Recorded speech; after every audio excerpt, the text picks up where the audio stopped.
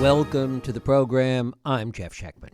As a nation, we seem to regularly go through paroxysms of demanding law and order, a form of political rhetoric that, while it has its roots all the way back in the 16th century, is with us once again today. In our contemporary history, there was Nixon in 68, New York in the 70s, and then there was 1994, when law and order reached some kind of crescendo. Rudy Giuliani had become mayor of New York. The Simpson case shined an arc light on domestic violence, and California passed 3 strikes, and Congress passed the Violence Against Women Act. It was a kind of perfect storm of both enforcing law, protecting women, and injecting steroids into the business of mass incarceration. How this ultimately worked out for women and the broad impact that it had on the criminal justice system is something that my guest Aya Gruber tackles in her new book, The Feminist War on Crime.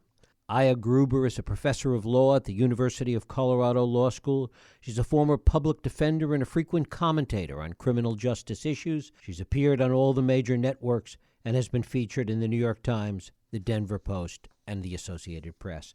It is my pleasure to welcome Aya Gruber here to talk about the feminist war on crime, the unexpected role of women's liberation in mass incarceration.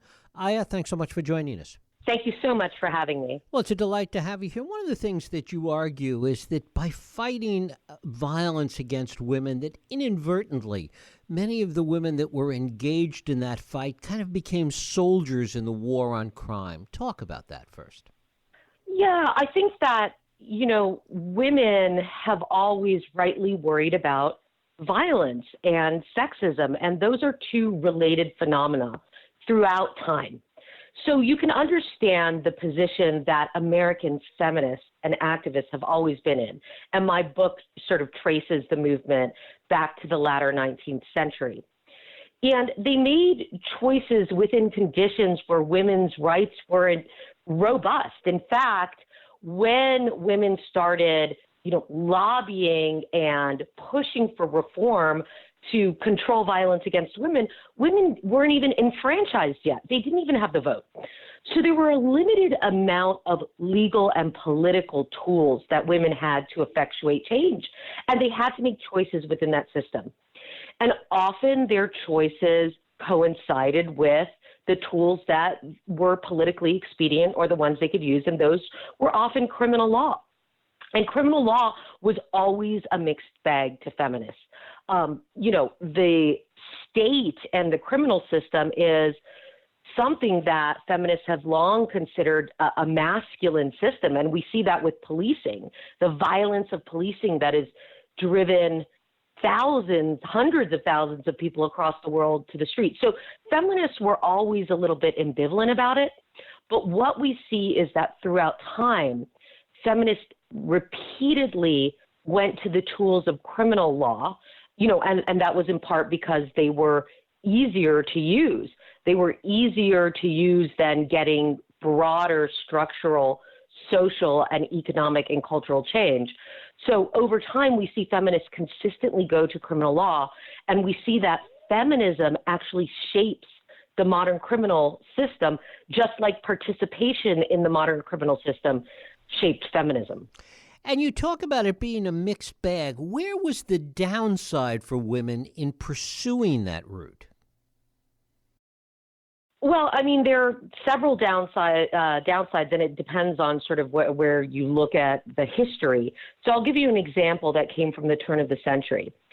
Feminists were very concerned with sexual violence and this idea that men were preying on vulnerable women, that they were seducing women and, having sex with them, ruining their marriage prospects, and then they would go into a life of prostitution.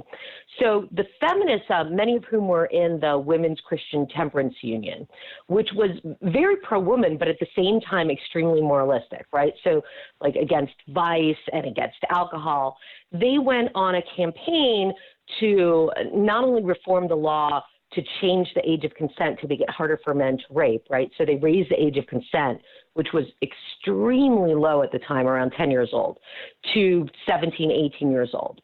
Well, this had the effect of protecting many women, right, because it was easier to bring a seduction or a rape case against men.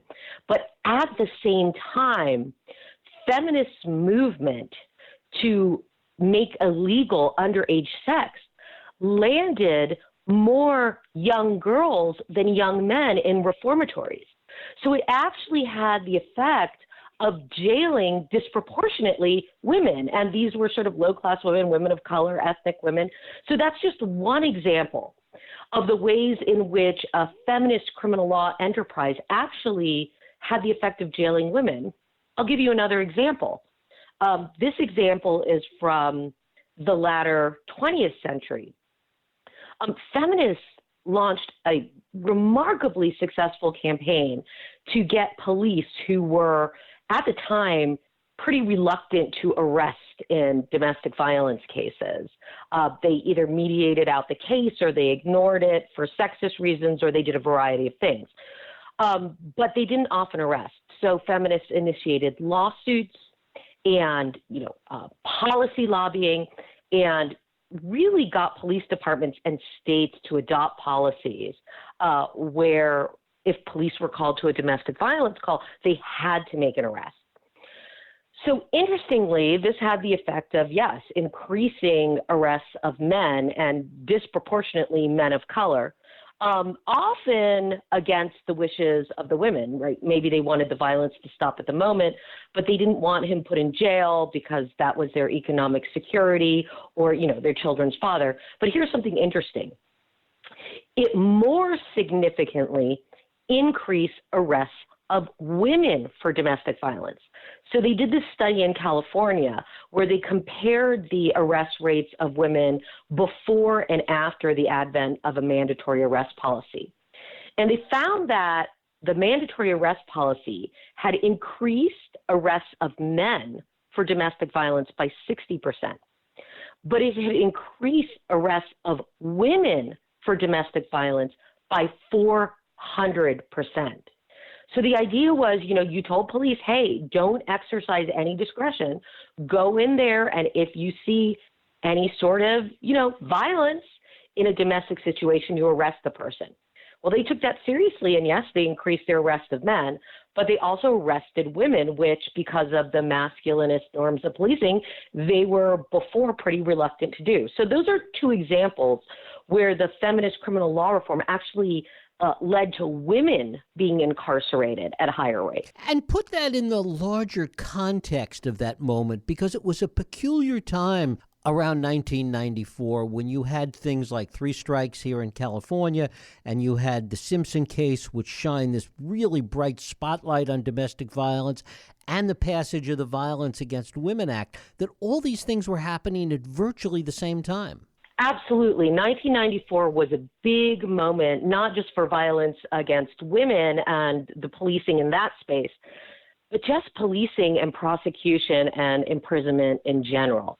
And just to give you a little bit of background, I think it goes, far before 1994. I think it goes to 1988, where you had the disastrous Dukakis political bid that many Democrats saw as the result of tough on crime politics, right? There was this really race-baiting Willie Horton ad that had attacked Dukakis for furloughing, basically somebody that was in jail for murder to attend a funeral. That person, walked away from jail, committed rapes and murders, including a rape and murder of a white woman, and this was a black man, and there was this really scary Willie Horton ad that was being played that, many political insiders attributed George H.W. Bush's win to that ad, right? And so after that ad, the Democratic Party became really preoccupied with the crime control issue, and they feared what one insider called the, quote, Hortonizing of the entire Democratic Party. So there was actually a strategy that insiders called the Biden-Schumer strategy to sort of take control of the crime control issue. And within that strategy, basically Biden was the architect of the 1994 crime bill, which eventually, when Bill Clinton ran for president, became a signature of both his campaign and his presidency. And, at the time, the Democrats were boasting, look, we're the party of tough on crime. We're going to, have the biggest legislative package on crime ever. We're going to put 100,000 new police officers on the street. We're going to build 100,000 new jail cells. We're going to create over 60 new death penalty eligible offenses in the federal government. We're going to eliminate parole, and we're going to create 3 strikes rules and just a slew of mandatory minimum sentences. And guess what? The 1994 bill did all that, to the point where both the Clintons have apologized for it, and so has Joe Biden, right? They've done, rounds of mea culpas on this bill, right? So I mean, this was, the bill, and even though it was only a federal bill, right, and it did increase the federal prison population by hundreds of percent, it is credited, or maybe I should say blamed, for setting a trend that many states followed, right? The tough on crime politics trend, and also things like 3 strikes, elimination of parole, right? So just the prison population just, grew and grew and grew under Clinton's presidency. Well, the interesting thing about it was that some, and maybe not enough to actually defeat the bill, but some Democrats and independents were extremely skeptical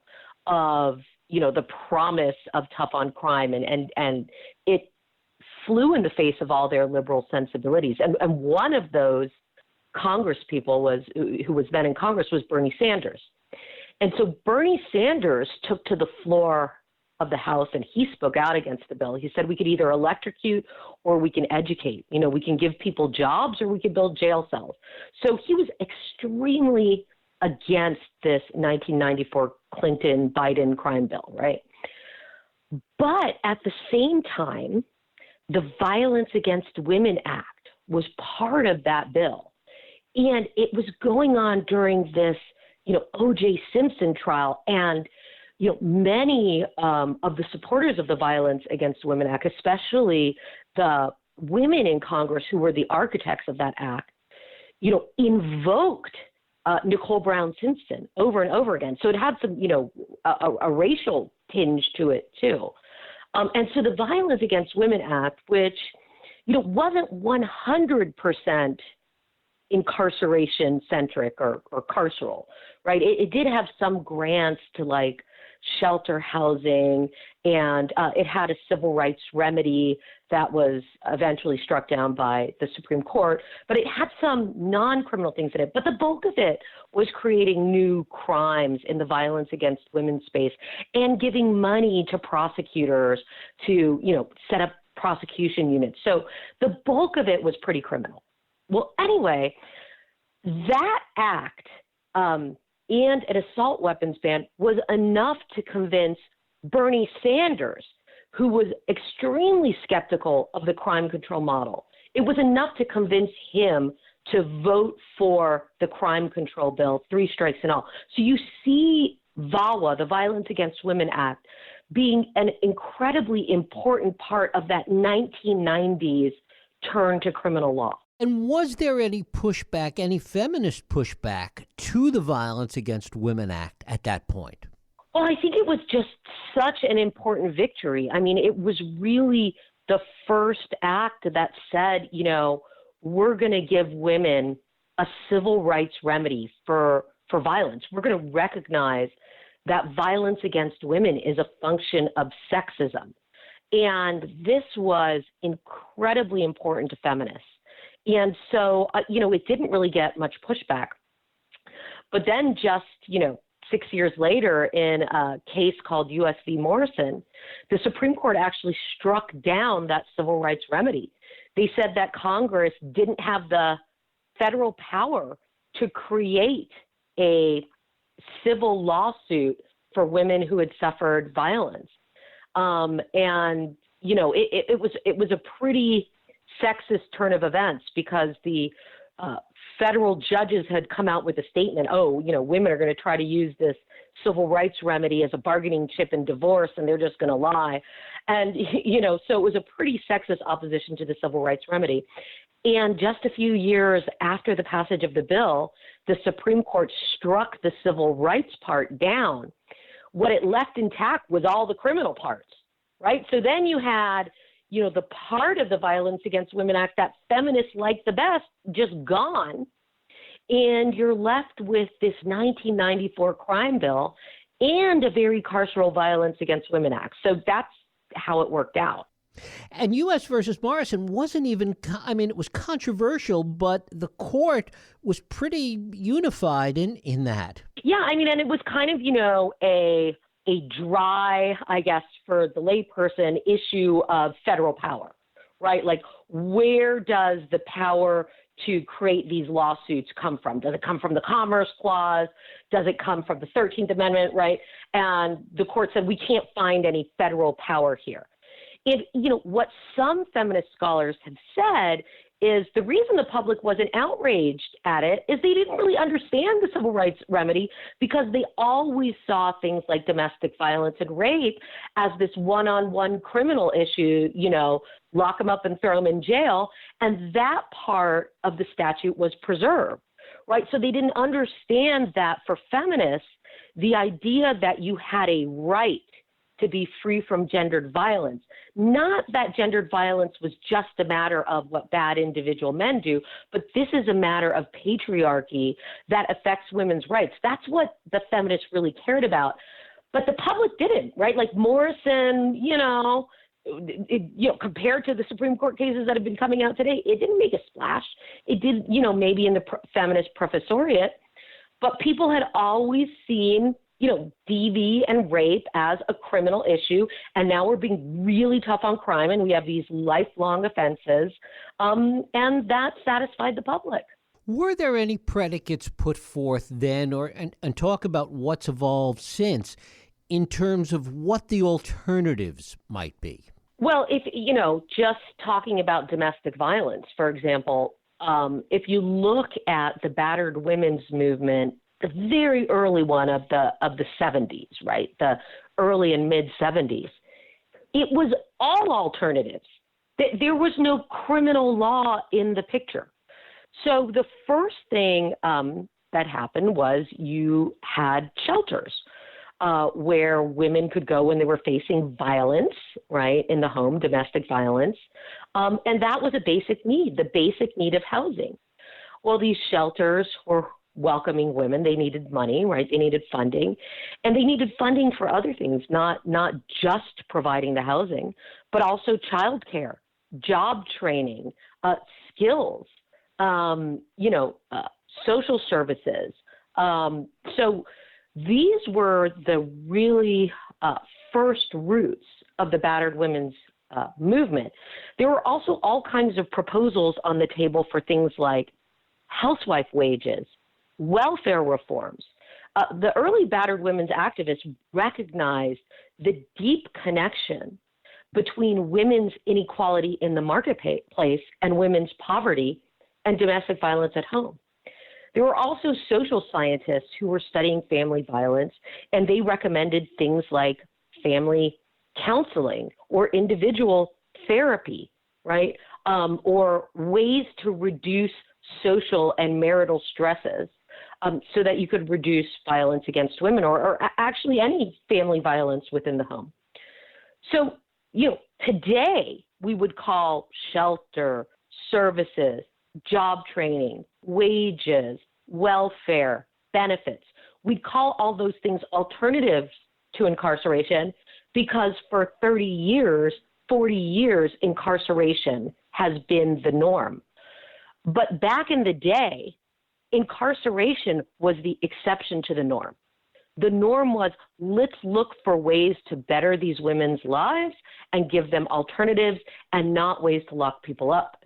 It just so happened, right, that what was a smaller part of the movement, which was getting police to arrest and prosecutors to prosecute and lengthening jail sentences, became the primary focus of the battered women's movement. And this coincided with a time of rising crime control interests in society. And that was really, that was probably started back with the Nixon administration or before, but that was really put into political play during the Reagan administration.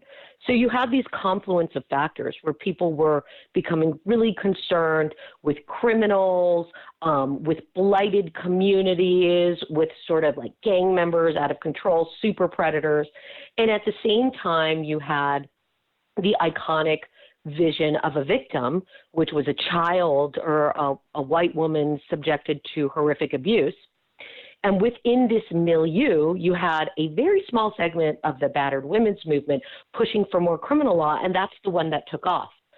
So today, we think of the battered women's movement as the thing that brought us policing, prosecution, and imprisonment, and we look for alternatives to that.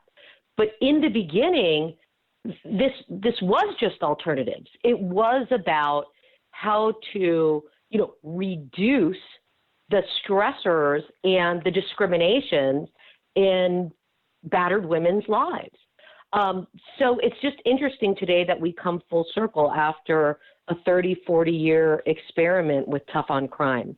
And it's interesting to look at it in the context of today when we're talking about police and what they do and maybe taking them out of the domestic violence picture. Yeah, because it was such a fight to get police into the domestic violence picture. So what would happen, in the 60s and in the early 70s is you would have police departments and they would have mediation policies. And they would say, okay, when you get a domestic violence call, you have to go and you have to try to see what's going on. And if you can solve the situation short of an arrest, you should do that, right?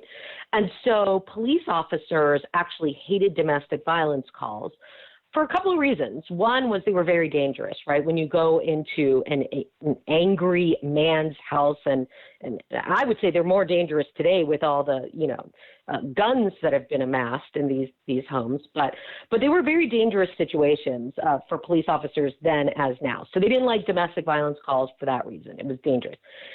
And the second reason they didn't like domestic violence calls was,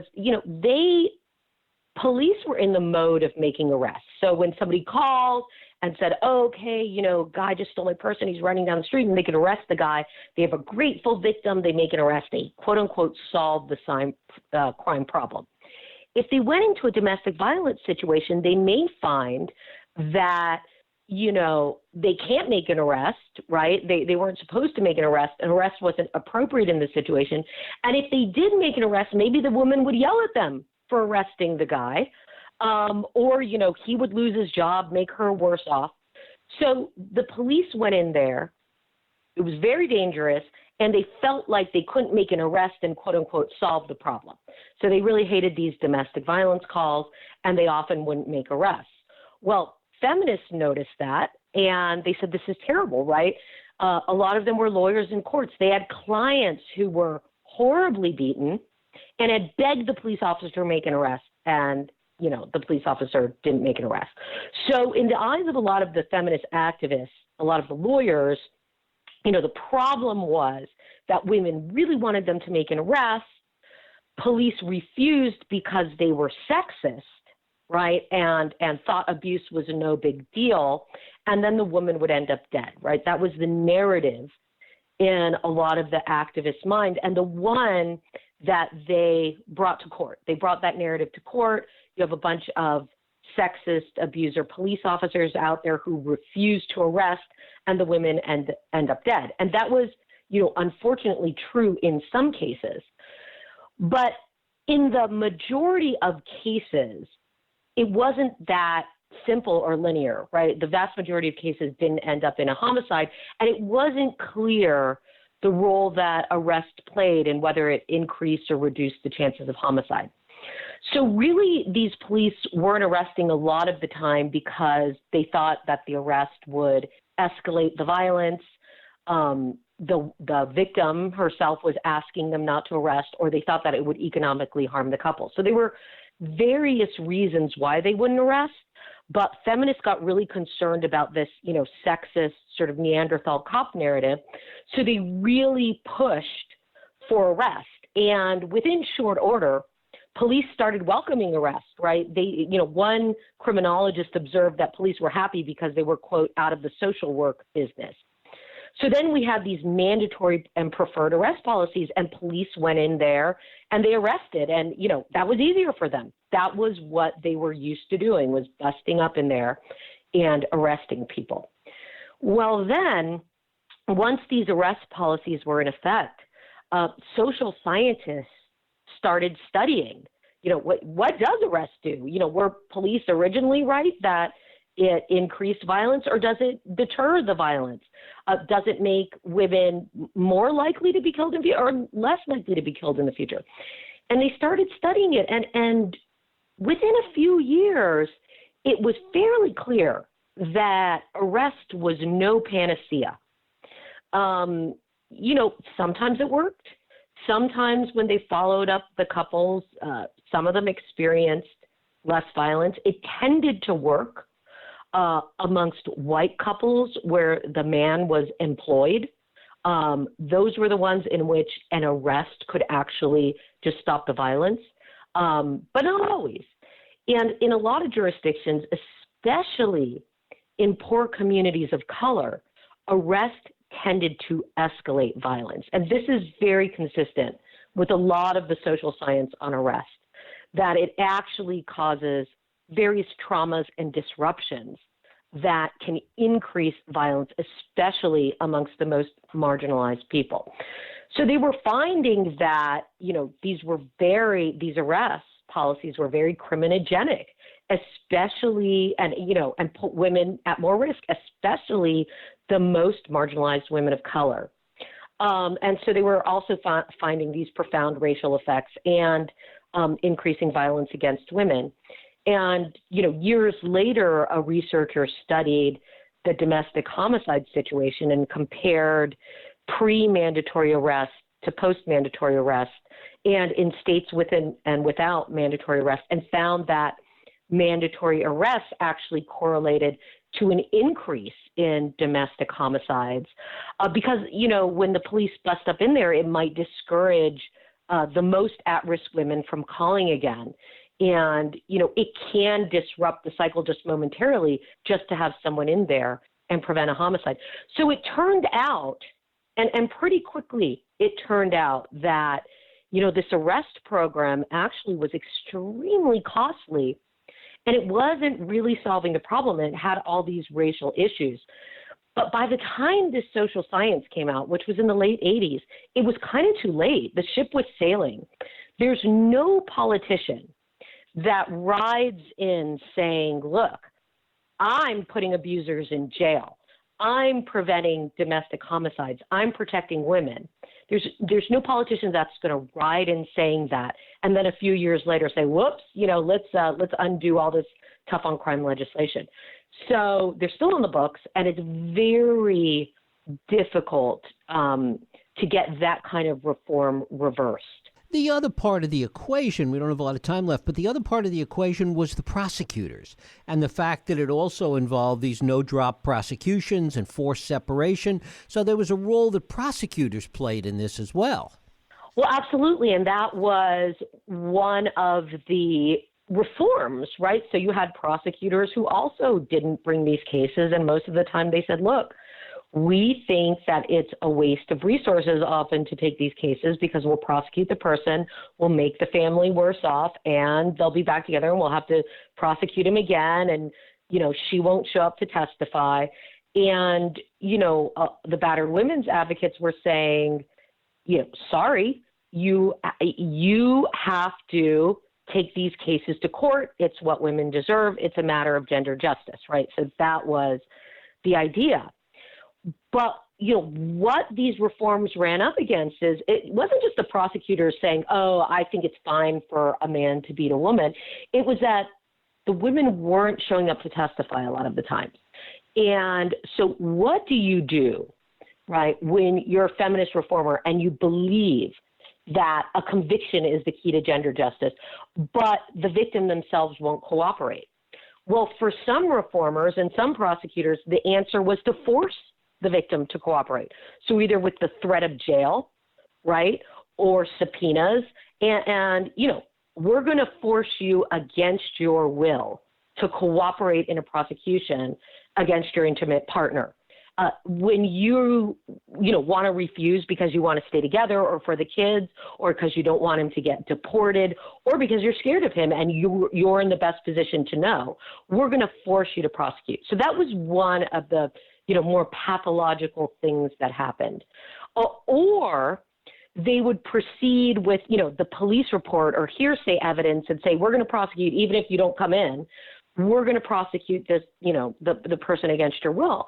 And there was a lot at stake here. I mean, if you look at, immigrant couples, this kind of conviction made the man deportable. So it wasn't just a matter of, okay, I want him to get some help or I want to disrupt the cycle of violence in the moment. When women called the police for domestic violence, it triggered this unstoppable penal machine. Right. And this penal machine was put in place because of the complexities of domestic violence. There were so many barriers to quick arrest, go through prosecution, get to conviction, get to jail, that, a lot of men weren't being jailed for domestic violence. So the answer was, we're just going to create this machine, this conveyor belt of, call the police to jail, and that's going to solve the problem. Well, it turns out that the reason men weren't being shuffled into jail in the first place was that it was a really complex problem. And so now we're seeing the result of that, even though arrests have precipitously declined over the past 20 years with the crime rate declining, arrests for domestic violence have not. They've stayed steady and increased in some places. The domestic violence arrests and prosecutions and imprisonment now outpace non-domestic violence, non-domestic assault arrests and jailing. And for several years running now, women have been the fastest growing segment of the prison population. And a lot of that is due to arrests of women for assault. And the ironic part, it was really feminists who put into place this police mentality: don't use your discretion. If there's violence, it's unacceptable. You make an arrest. And police have been more than willing to do that, including arrests of women. And do you see finally any of this changing right now? I do. I do see change being in there. I know we've seen this several times. We've seen the Black Lives Matter movement after the George Zimmerman case. We've seen it after Eric Garner. We've seen it in Ferguson. But I think what has changed in the latest round of protests, not only are they worldwide and lasting for months, so that is absolutely unprecedented in history, but I think we're seeing a broad consensus that this isn't just a fiction of, carceral critical progressives or Black activists. This is a reality that we have a deeply racialized and sexist, by the way, policing, prosecution, and prison system.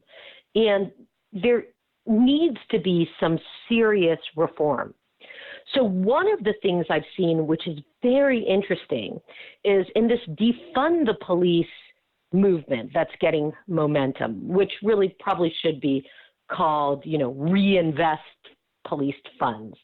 But they're talking about ways in which, when people call 911 and they have an emergency, you could send out people who, aren't armed officers that can also kill you because you called the police.